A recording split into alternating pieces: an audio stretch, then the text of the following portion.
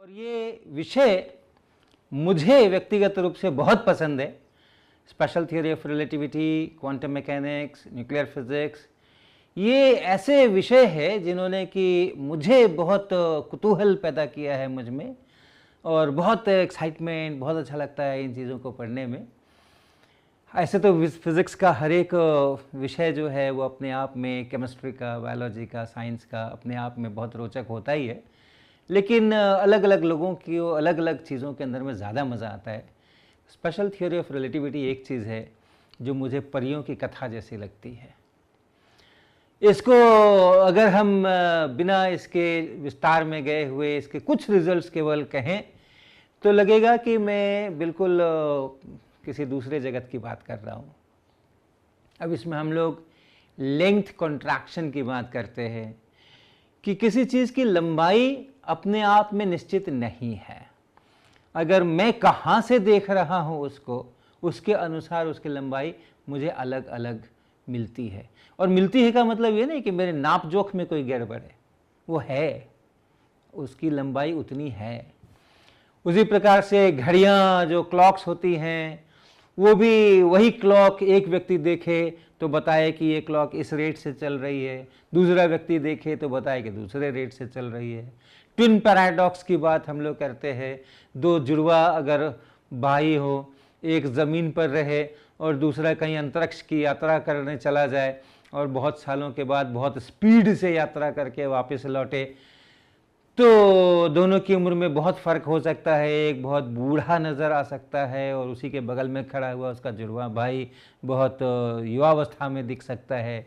तो ऐसी ऐसी चीज़ें इस स्पेशल थ्योरी ऑफ रिलेटिविटी में से निकल करके आती हैं।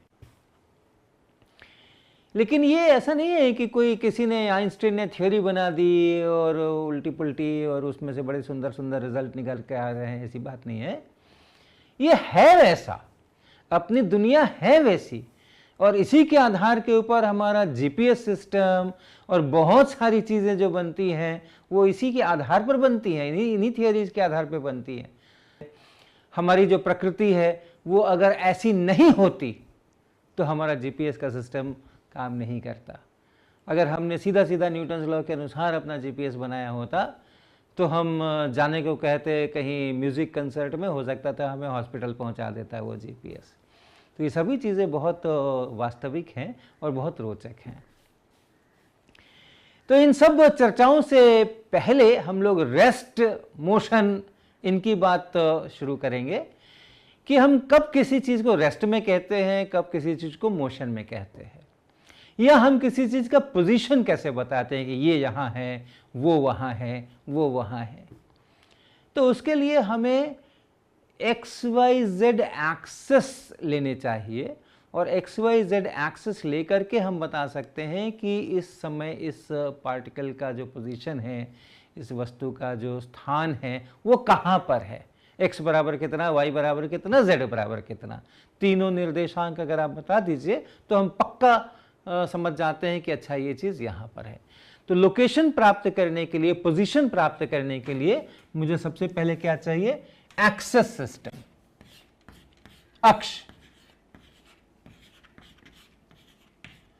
अक्ष चाहिए, x अक्ष, y अक्ष, z अक्ष। हम लोग इस तरह का चित्र बनाते हैं। ये दो लाइनें इस ब्लैक बोर्ड के प्लेन में समझी जाती हैं और तिरछी वाली लाइन जो है वो परपेंडिकुलर, बोर्ड से परपेंडिकुलर, ऐसा। तो हम लोग एक x एक्सिस लेते हैं और एक y एक्सिस लेते हैं और एक z एक्सिस लेते हैं। अगर आप ऐसा x और ऐसा y लेंगे तो z एक्सिस इस तरफ को निकल करके आएगा। तो अगर हमारे पास ये तीन एक्सिस हों और उसके बाद हमारा लेंथ का स्केल हो, हम बताएं कि ये 1 मीटर है या 1 सेंटीमीटर है या 1 मिलीमीटर है, तो हमारे पास एक लेंथ का स्केल हो जिससे हम बता सकें कि ये इतनी दूर है, वो उतनी दूर है, वो उतना दूर है, डिस्टेंसेस को हम नाप सकें। तो हमारे पास एक्सेस सिस्टम होना चाहिए और लेंथ का स्केल होना चाहिए। यूनिट्स होने चाहिए, किसको मैं एक यूनिट लेंथ कहूँगा और कैसे उसको नापूंगा, उसके लिए हमारे पास जो व्यवस्थाएं होनी चाहिए वो होना चाहिए। तब हम किसी चीज़ का पोजीशन बता सकते हैं। और अगर वो पोजीशन समय के साथ नहीं बदल रहा हो, एक्स नहीं बदल रहा हो, वाई नहीं बदल रहा हो, जेड नहीं बदल रहा हो, तो हम कहते हैं वो चीज़ रेस्ट में है, वो चीज़ विराम अवस्था में है। और अगर इन तीनों में से कोई भी एक बदल जाए या दो बदल जाएं या तीनों बदल जाएं, तो हम कहते हैं कि वो चीज़ें चल रही हैं। तो ऐसे हम लोग करते हैं। तो समय बदलने से पोजीशन नहीं बदले तो रेस्ट, समय बदलने से पोजीशन बदले तो मोशन। तो समय की भी एक बात आ गई, और इसलिए हमारे इसके अंदर में एक टाइम का भी स्केल होना चाहिए, और उसको नापने की भी हमारे पास में व्यवस्था होनी चाहिए। तो लेंथ का स्केल, उसको नापने की व्यवस्था, टाइम का स्केल, उसको नापने की व्यवस्था, एक्स वाई जेड हमारी परपेंडिकुलर तीन रेखाएं जिनको हम अक्ष कहते हैं, ये सब हमारे पास में अगर है, तब हम शुरू करेंगे कि अमुक वस्तु इस जगह पे है, वो वस्तु उस जगह पे है, इस समय इस जगह पर है, उस समय उस जगह पर है। तो इसको हम लोग कहते हैं फ्रेम ऑफ रेफरेंस। इतनी चीजें जब आप बता दें तो उसको हम कहते हैं फ्रेम ऑफ रेफरेंस।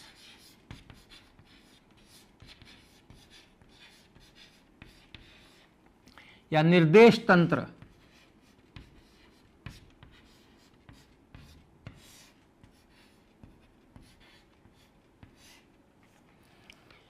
तो हम लोग जाने अनजाने में फ्रेम ऑफ रेफरेंस का इस्तेमाल करते ही हैं अपनी ज़िंदगी के अंदर में। अगर हम ज़मीन पर, सड़क पर चल रहे होते हैं, सड़क पर खड़े होते हैं, और कोई पूछता है कि वो मंदिर कहाँ पर है, तो हम बताते हैं कि हाँ, आप 1 किलोमीटर इस सड़क पर चले जाओ, फिर बाएं मुड़ जाना, और फिर आधे किलोमीटर के बाद आपको मंदिर मिल जाएगा। या चिड़िया अगर बैठी है कहीं पर, तो हम बताते हैं कि अच्छा, इतनी दूरी पर वो पेड़ है और फिर इतनी ऊंचाई के ऊपर चिड़िया है। तो हम निर्देश तंत्र का इस्तेमाल करते हैं। हम ट्रेन में जब बैठते हैं तब हमारा निर्देश तंत्र जो होता है वो ट्रेन के साथ फिक्स हो जाता है। अगर ट्रेन में हम बैठे हैं, ट्रेन चल रही है, तो हम पूछते हैं अपने लोगों से, सहयात्रियों से कि अरे भाई, आगरा कब आएगा। तो आगरा कब आएगा का क्या मतलब है कि हमारी ट्रेन के फ्रेम में हमने XYZ एक्सेस अपने बना रखे हैं, और वहाँ से हम आगरा की दूरी देख रहे हैं, और वो दूरी समय के साथ अगर बदल रही है तो हम कहेंगे आगरा चल रहा है, यानी आगरा आने वाला है, आगरा आ गया, आगरा चला गया। तो उस फ्रेम ऑफ रेफरेंस में ये आगरा, ये कानपुर, ये जयपुर, ये श्रीनगर, ये सब चल रहे हैं। लेकिन वही हम प्लेटफॉर्म पे खड़े हो जाते हैं तो हम पूछते हैं ट्रेन आ गई क्या, ट्रेन आने वाली है क्या, ट्रेन चली गई क्या। उस समय में हमारा जो स्टेशन है वो नहीं चलता है। अगर हम कहीं खड़े हुए हैं लखनऊ में तो वो लखनऊ नहीं चलता है। उस समय अगर कहीं खड़े हुए हैं हम मैनपुरी में तो वो मैनपुरी नहीं चलता है। उस समय खड़े हुए हैं हम मुजफ्फरपुर में तो उस समय मुजफ्फरपुर नहीं चलता है। लेकिन जब हम ट्रेन में बैठते हैं तो मुजफ्फरपुर चलता है।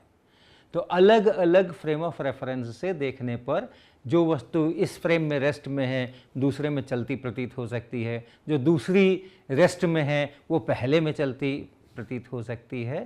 तो इसको हम लोग फ्रेम्स ऑफ रेफरेंस कहते हैं।